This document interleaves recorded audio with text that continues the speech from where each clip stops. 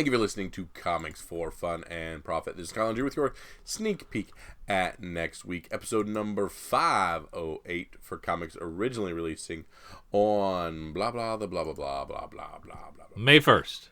May the 1st, 2019. Before Drew and I get into what's coming out in your local comic book shops this coming Wednesday, anything else in the world of comics we need to talk about?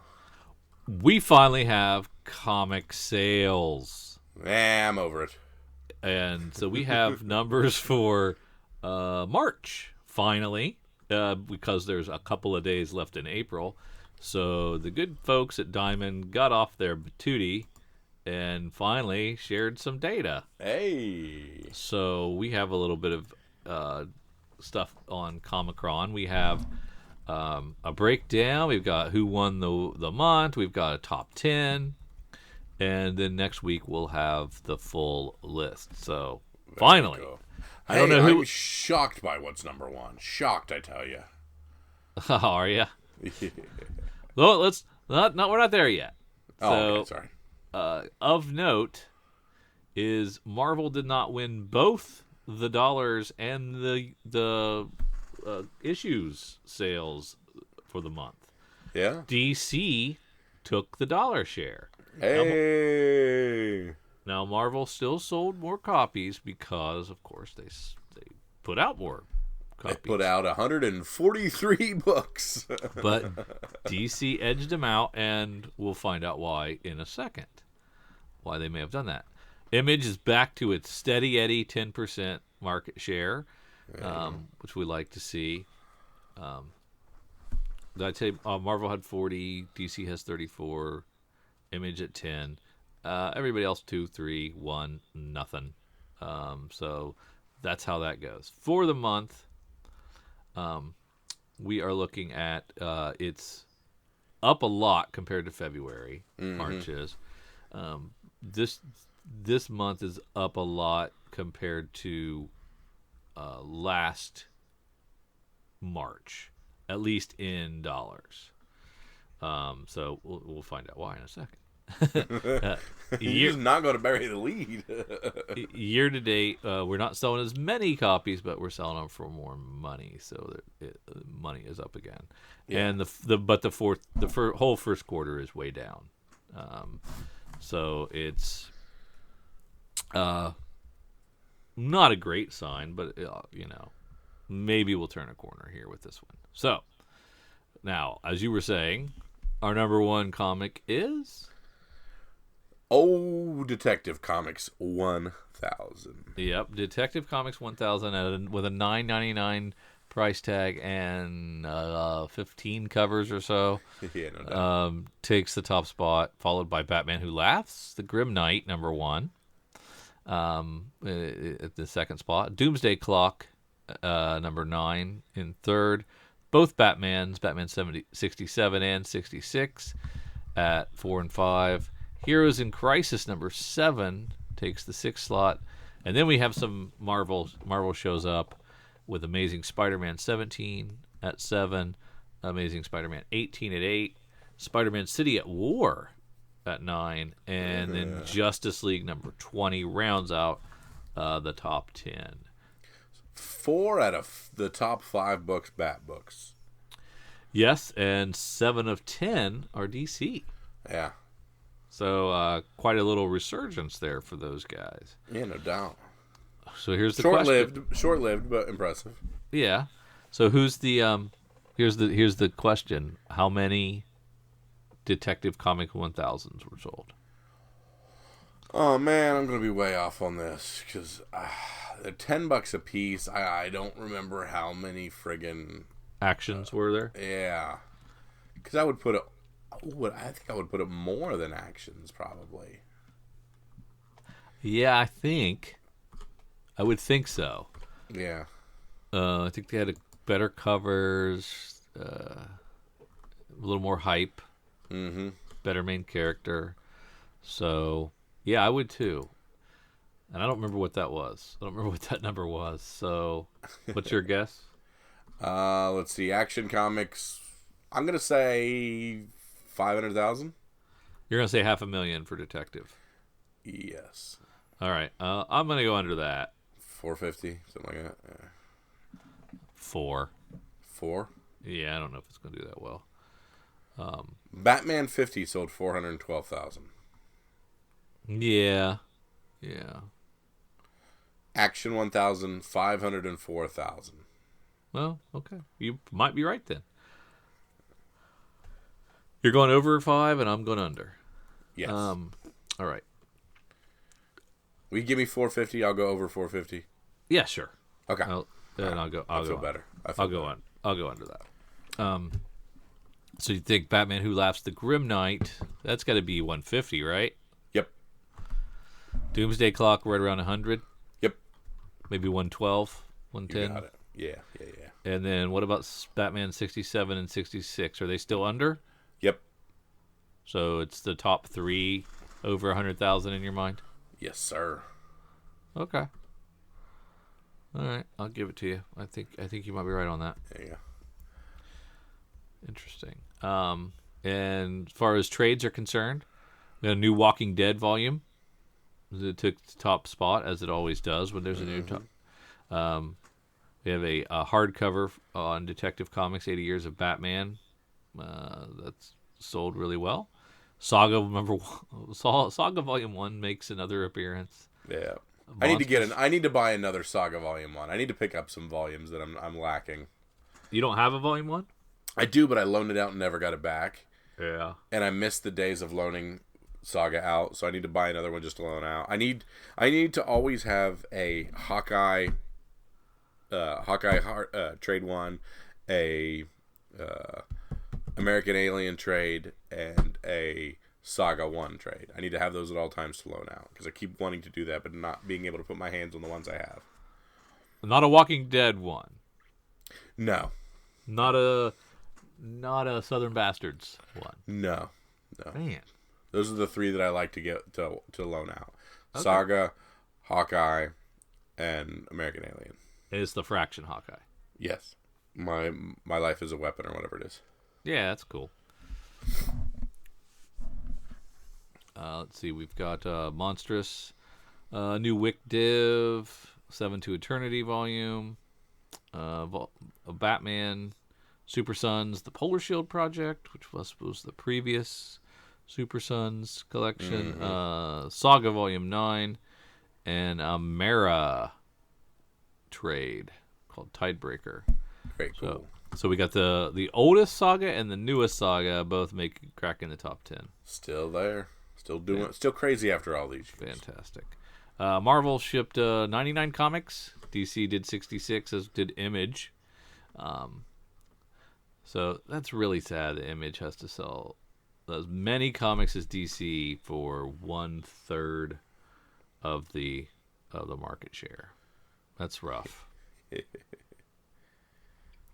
But Marvel also has to ship 30 to 40 more than DC to and still lose the dollar share. But they'll get it back. Oh yeah, I get have it back next much month. faith. Next month.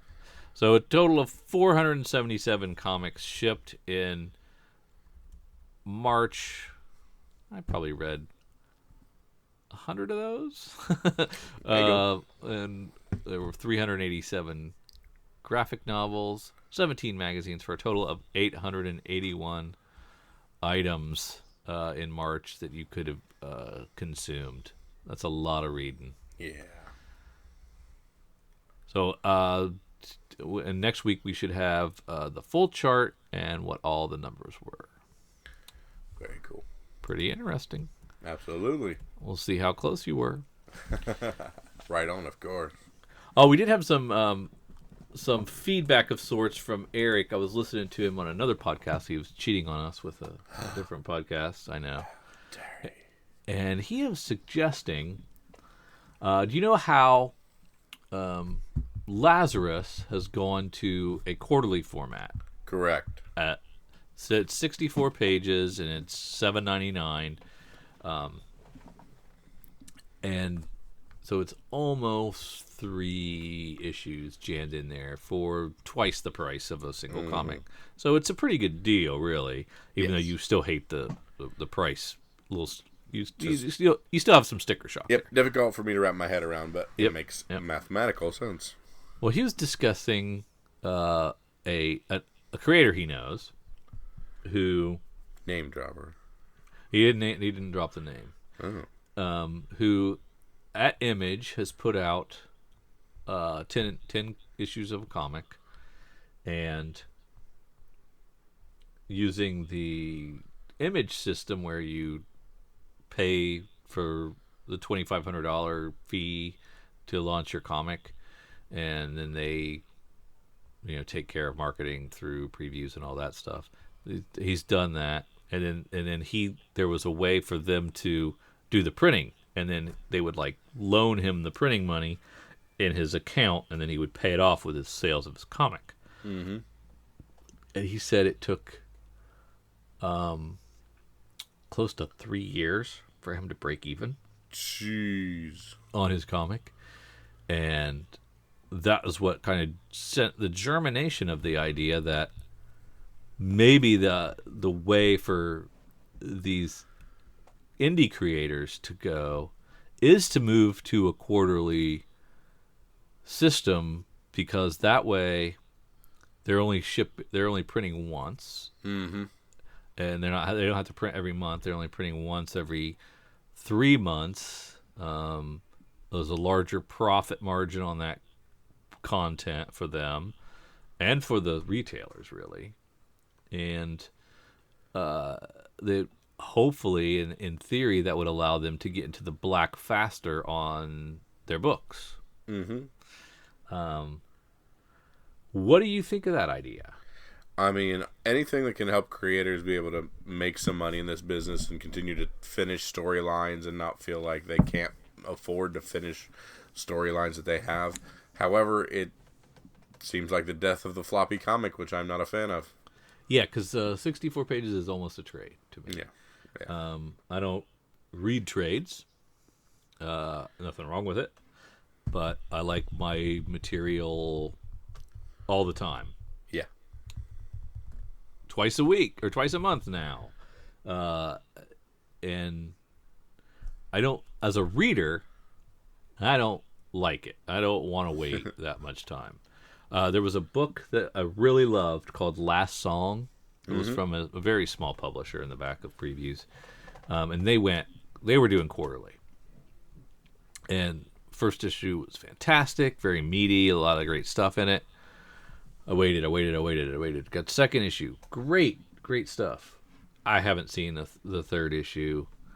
It might be due, but because it's quarterly, there's so much time in between that it could slip through your pre-order cycle. Mm-hmm. You might catch it on FOC, but it's just tough. It's tough. I mean, I like the idea and concept for the creator. If it helps indie creators do better. I don't, of course, want the big two to do this, because they got corporate pockets. They can crank it out. But I was open to the idea. I thought it was an interesting take on it. You know what I mean? Yeah. I mean, I'm of two minds. I'd like to get creators to be able to keep as much money as they can and be able to fill their things, but it's not a floppy comic, so it's not the same to me. Yes, exactly. Let's move on to the FOC. FOC, of course, is our final order cutoff. It's our last bite at the apple, our last chance to order books that we missed in our previews and want to try to get before it's too late. We can usually add these about 3 weeks out or whatnot, or subtract them from our order. Drew and I like to comb through it and see if there's anything we need to add, either FOC exclusive or things that we forgot. Eric at Cowabunga Comics curates a wonderful list of this for each weekend that's due by noon on Monday morning, and we will scan through it and tell you our thoughts. Of course, Eric pulls out a few things that he thinks look interesting to his comic goers there. So the first thing that he's pulled out, of course, Batman Last Night on Earth, #1, of course, of 3. Normally a $6 book, you're getting it for 3, and this is, of course, Scott Snyder and Greg Capullo. We've got Venom 14. We've got the Marvel Battle Lines variant by Max Lim. A really nice looking Venom, almost Carnage to me looking cover there. Of course, we talked a lot about Rags. Rags number 4, the Antarctic Press gem, coming out and available at 4 of 7. So does that mean that Rags number 1 was available via FOC and we missed it then too? Maybe. Oh man. And Faithless number 2 of 5, an FOC Moon variant. Boom Studios. Oh, you like that Faithless, right? You bought heavy into that, Yeah. didn't you? So if this is an FOC exclusive, I gotta add this too. I can't remember. But those are just a few of the things that Eric likes to add to us. If you need a copy of this list, there are links in the show notes to get on the awesome list that Eric is gracious enough to curate for both his customers and anyone else who would like to see these things. So, Drew, let's start at the top with a couple offerings from Dark Horse. You know, if I was a Batgirl fan, like I am with a Moon Knight, yes, I would buy every one of these Josh Middleton V covers and like frame them. They're just really glorious. Yeah. Completely agree. So this Batman Last Night on Earth. This is the third bat from the metal thing. Is that who this is?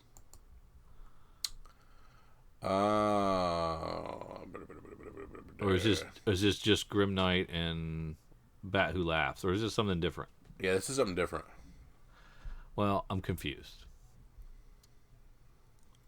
That's weird, right? Yeah. That they're because that's Jock. Is that Snyder and Jock with Capullo covers? Yeah. Okay. All right. I'm gonna read this list for you. Bruce Wayne wakes up in Arkham Asylum, young, sane, and he was never Batman. So begins this sprawling tale of the Dark Knight as he embarks on a quest through a devastated DC landscape featuring a massive cast of familiar faces from the DC universe. As he tries to piece together the mysteries of his past, he must unravel the cause of his terrible future and track down the unspeakable forces that destroyed the world as he knew it. And we got 3 issues to do it, dang it. Okay, I have a question. Yeah, you in the back. So we have people turning on Tom King, who's writing the main Batman title. Correct. A lot of people are unhappy with his writing style now. They don't like it. Get a lot of pushback. Sales have dipped below 90,000 at this point, at least last we checked. But Scott Snyder was writing, when he wrote Batman Who Laughs, he was able to reinvigorate some people's Bat interest. Correct.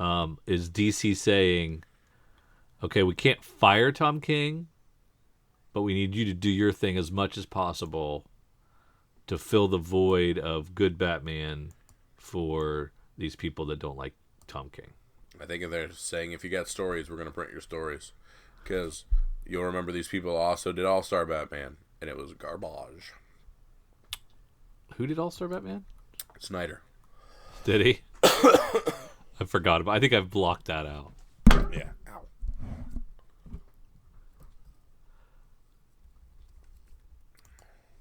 But yeah, I'm gonna pick up this. I'm in. And Jock cover B we don't see, but I want it. The Mark Brooks B cover for Detective 1004. Really nice. Very cool. Really nice. Dog Days of Summer. G. Willow Wilson, Josh Middleton, blah, blah, blah. It's a $10. It's essentially the seasonal thing they do. The seasonal thing. It's only... Oh, yeah, it is $10. Dang. Yeah. That's right. That's right. They always are. Yep. These have gotten kind of worse as they've gone. There was a good Christmas one a few years ago. Yeah. And they've kind of sucked progressively ever since then.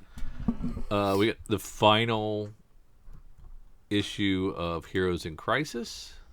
Oh, wow. It finished 2 issues before Doomsday Clock, which started a year before it. Or 2 years before it. I can't remember Yeah, at this sad. point. So sad. But it finished on time. I'll give you that, Tom King. And it meandered a while, but it's starting to heat up. Issue 7, 8, and 9, pretty good. Well, I haven't read 9, but There you go. Flash 71 is another one of those Derek Chu covers. Very animated style. Very cool. He did the Harley one that we liked so much. wow, that is very nice. Martian Manhunter continuing to get us creepy, weird covers. Even Joshua Middleton giving us the creepy and weird on the creepy cover there.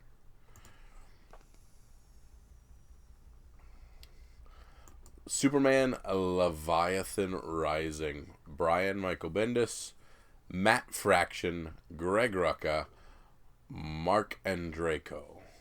An all-star roster of writers and artists highlighting the new thread of Leviathan, but also tease up new ongoing series for Jimmy Olsen by writer Matt Fraction and artist Steve Lieber, and Lois Lane by Rucka with Mike Perkins coming in June.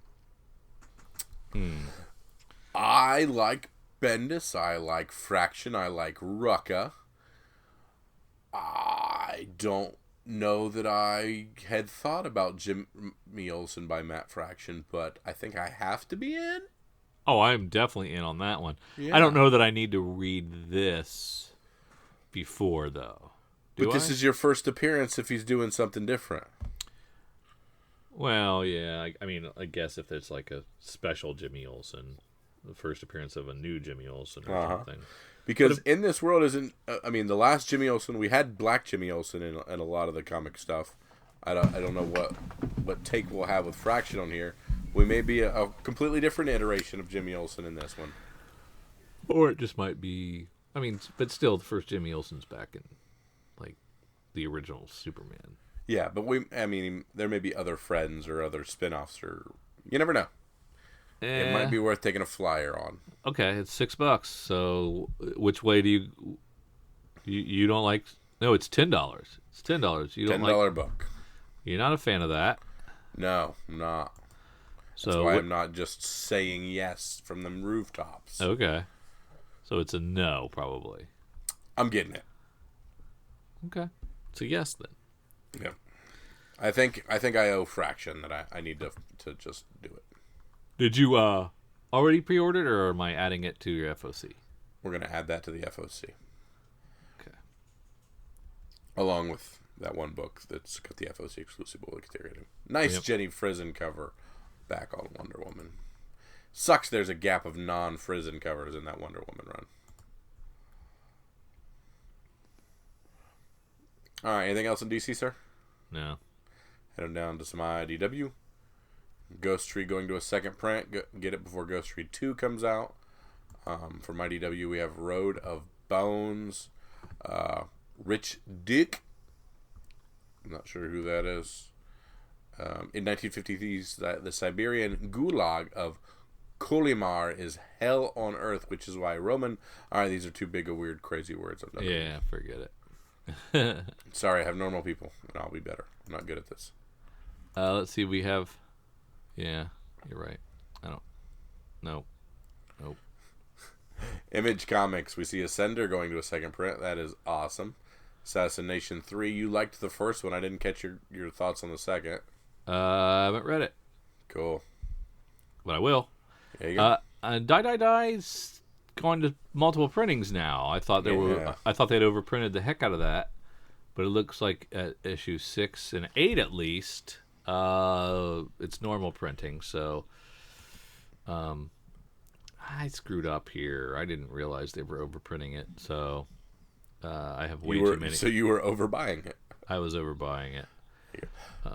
We'll see how it goes. Drew, you and I love to banter back and forth about the facsimile editions. Alpha Flight? Are we in Marvel?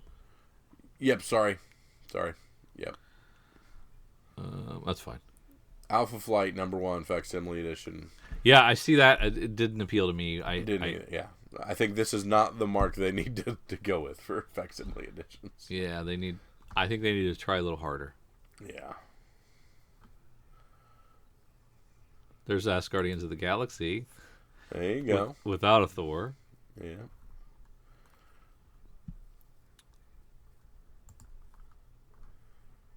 What's the... nope.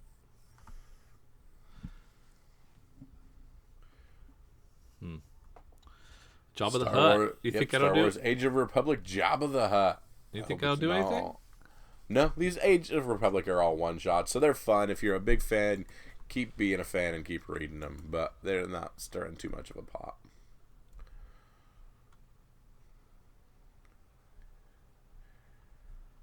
True Believers Power Pack #1. You got to get that. I got like 6 of the regular ones. That's true. That's dope. I don't know why. That's it's just I always remember that comic always being around. I always had that comic. That's awesome. Need one for Lincoln. Carson. There's one in their bookshelf.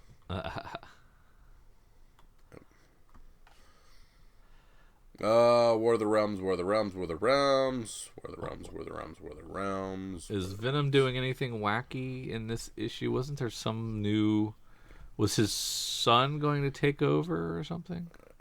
Chaos reigns as Malekith's campaign takes over the 9 realms, sweeping through Manhattan with desperate battles raging all around them. Quell Malekith's horde, Venom has teamed up with an unlikely group to try and stop Malekith, or die trying. No, I guess not. So, is Venom cooled a little bit, or are people still digging it? It's definitely cooled while it's doing War of the Realms, that's for darn sure. Yeah. Alright. Down to some Boom stuff. We got the Faithless. Oh my goodness, my erotica variant went to a second print. That's a good thing. Cover A went to a second print. That's a good thing. Man, I don't... Okay, so I ordered A and B. Yes. This looks like it's FOC exclusive. Yes. I need one of those. Okay. Okay. So yeah, that'll give me 3. Yeah, okay, cool. 3 copies of that, though. Yep. Alright. Because, yeah, Faithless looks good. Alright. These Savage Shores, #1, going to a 4th print from Vault. 2 to a 3rd print. 3 to a 2nd print. My goodness. Vault's making some money. It's good to see. Mm-hmm.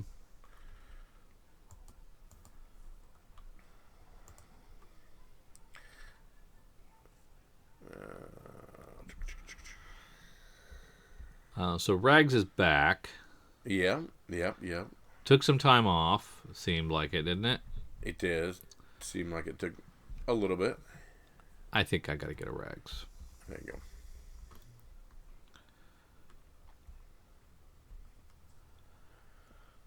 And I think that's it. All right, so I am adding the FOC exclusive version of Faithless. Yes. I am adding the... What was I adding? Where was it at? DC... too many things going on. Leviathan Rising Special 1. And I am saying if you're not jumping on for Last Night on Earth, do it and grab the B cover. But you're not adding it. Correct. Because you already have it. Correct. Gotcha. Cool. So that's just our trip down the FOC, and that's just what I like to see. Excellent.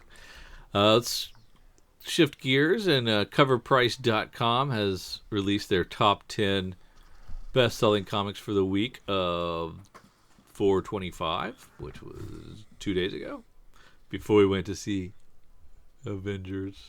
Endgame. So #1 is Action Comics 1002. It was reported that this was the first cover appearance of Naomi. Oh. But it's not. Oh. Bendis said that's not true, and therefore it was squashed, but it was too late. It had already sold 90 copies at $12 a piece. That's awesome.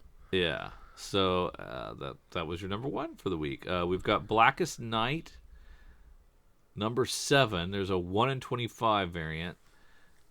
This is the part of the Naomi effect. This is the first appearance of White Lantern, and it's sold for $42.50 on average, and they sold 14 of them last week. Naomi, number 1, continues. It is now up to $80 average. Yeah. Sold 100 of them last week.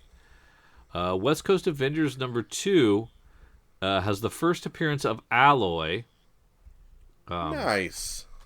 And it sold 40 copies for double cover. It was a good issue. Good send-off. The 4th issue of Naomi reveals the connection to White Lantern. Spoiler. And it is selling about 150 copies for the week at about $8 a piece. So people are excited about it. Already grading it. It's $80 for 9.8. Major X number 1 continues to sell. Sold over 100 copies of them for $10 a piece. Did you dump? Have you dumped yours? No, I haven't got mine yet. Oh yeah. Blackest Night number 7, the regular, is the first appearance of White Lantern again, and it is averaging $12.50 and sold 30 copies, and I'm sure it was a quarter bin book. There you go. We have War of the Realms War Scrolls number 1, a Sorrentino variant. 32 of them sold for $15. It's just not that great. It's a picture of Daredevil sliced open horizontally. But it's the first appearance of Daredevil God Without Fear, supposedly. We got another Naomi number 1 Lupacino variant selling for $50, selling actually less than the cover A. So Kyle's rule of always go cover A continues. There you go. Mighty Thor 390 is an in-game tie-in, period. Selling for $22.89. Sold 13 copies. So there's tons of these in-game tie-ins where people are excited about it and looking for those original comics. Yeah. So check that stuff out. And that's enough for me there. So let's go on to sneak peek. The sneak peek, yeah. All right, let's head over to previewworld.com. May the 1st. We're into May. That should be a good time. And I think we got 5 weeks releasing in May, so one of them will suck. Just FYI. 5, 8, 1, 2, 3. Yep, 5. All right, let's start. Drew, where would love to start? Let's start with Image. What's this Gogor thing? This is the weird thing about the thing underneath the ground that we keep looking at, keep going back to, and keep saying no to. Yes. Yeah. Paper Girls 28, Outcast 41, Walking Dead 191. Words are spoken, alliances are broken. All the trouble that's been brewing in the Commonwealth finally comes to a head. Anything else in Image? Mm-mm. Let's head on down to Dark Horse. Nothing. Well, you do, Evan. Oh, wait. You did. You're not Evan. Are you Evan Dorkin? Okay. No, I'm not. Okay. It says Beasts of Burden, but I don't necessarily know that one. All right, let's head down to IDW. Oh, we're struggling. Yep, this may be the week to skip. This may be the one. No, here we are. Here we go. We're in DC. It's Deceased. Tom Taylor. I read the preview pages on this. Really good. I'm psyched. I really can't wait for this. My buddy went crazy over this horror variant for issue 1, the It tie-in. Yeah, it looks great. It looks great. And Drew, this may be the time when you and I wimped out on the DC Year of the Villains, going ham on it. We bailed at the last second on going all in for a quarter apiece. Yeah, we should have got that variant, but the price wasn't right. Deceased. There's another Deceased variant. Did you see that Batman? It's really nice. Oh yeah. Also very nice. I like it better than the horror variant. Yeah, Matina. Can't go wrong with Matina.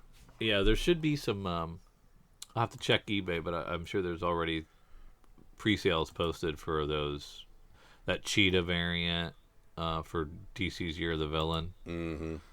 There were some nice ones. But yeah, we have a few of these coming, but not enough to get the 1 in 100 or 1 in 50. Yeah, it was 1 in 100, 150, 1 in 25, right? Yeah. As of now, I'm looking at completed listings. A set of 4 is going for $90, which is everything up through the 1 in 500. Yeah, that's not bad. That would cost us $75 to get those, but yeah, someone's giving $60 for the 1 in 500. The Cheetah's going for $10, $11. $10, $11, $10, $11, $10, $11. Yeah, 1 in 250 is going for $15. Someone did pay $150 for the 1 in 500. All over the place. That is a beautiful looking cheetah. Yeah. My goodness. Yep. All right. Where was I? We were finishing up DC. DC. All right. Let's head on down to Marvel.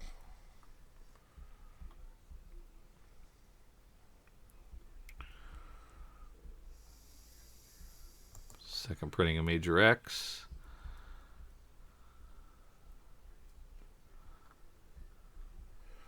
Deadpool 12, the finale with him and Goodnight. Savage Avengers by Jerry Duggan. Yeah.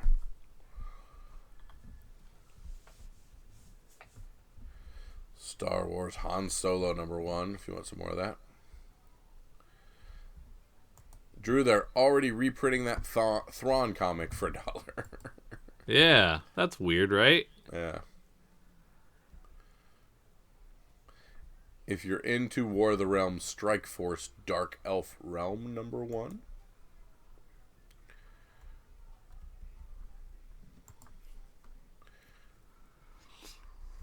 I'm not seeing a whole lot that sticks out to me, unfortunately. No. And Cosmic Ghost Rider destroys the Marvel Universe 3 of 6. People have been enjoying that. Still really like the humor of it. Paul Scheer doing a good job on that one. Alright, let's head on down to Dynamite. Nothing. Nope. Boom. And let's see what our smaller publishers have for us this week. Well, there's a Descendant. It's an Aftershock comic. It's Stephanie Phillips doing the writing. Evgeny Bornikov doing the art. I really like the Wando cover. I'm a big fan of Wando's. This is the son of a senator who was kidnapped, and the FBI search for that person. Looks like it's kind of cool. No, doesn't look like there's supernatural. I don't think so. No supernatural elements, so it's just straight up, let's go get the bad guys type thing. So I'm looking forward to that one. We've not done well with Aftershock spec though. Yeah. Nothing's really taken off to the point where it's been exciting.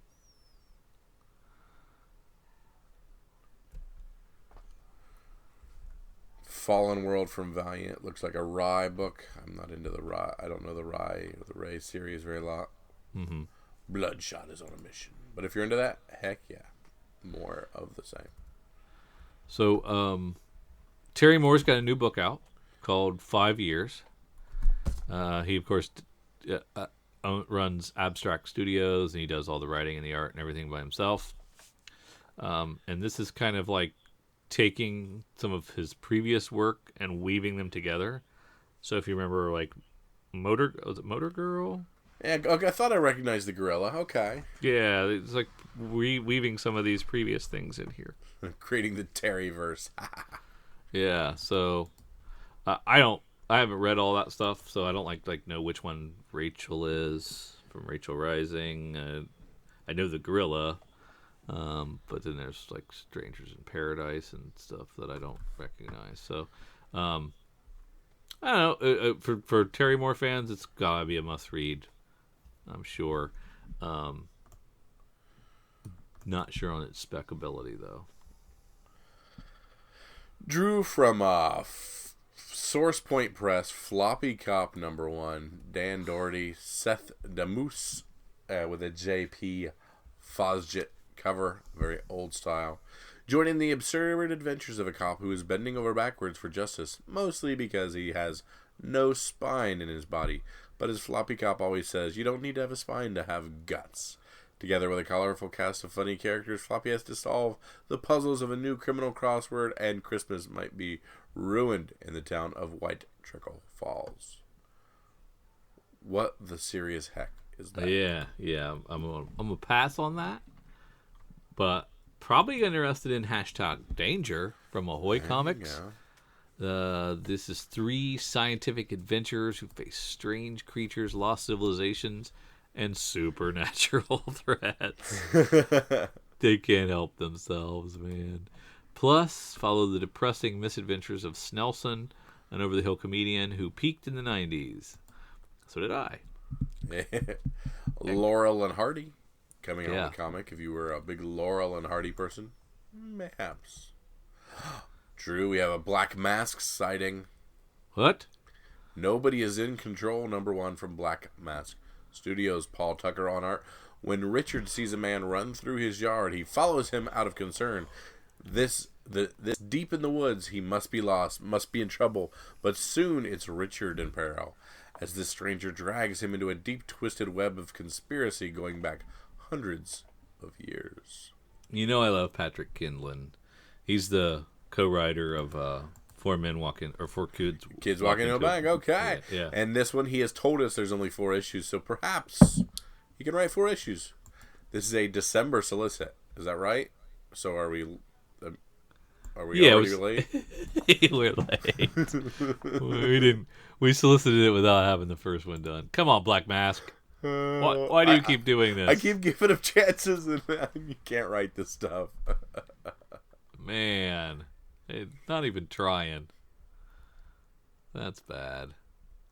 Why would you even solicit if #1 isn't done? I mean, right? I agree. I've always agreed. That makes no sense. Oh, Lord.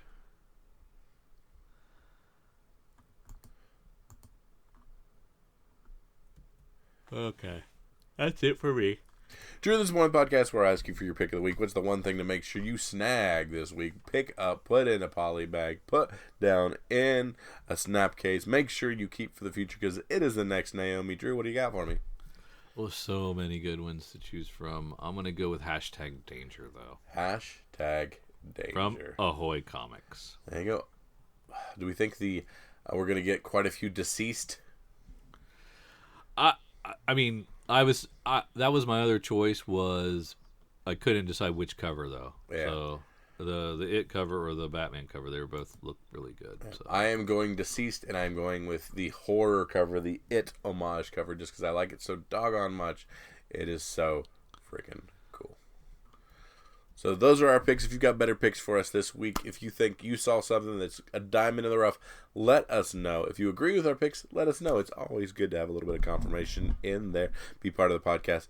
Tell us what else. If you've got some speculation tips for us, let us know. We appreciate it. Of course, we gave you all the Facebooks, the Instagram, and all the other links earlier, but we can always be found on those things. We thank you so much for Drew and for myself.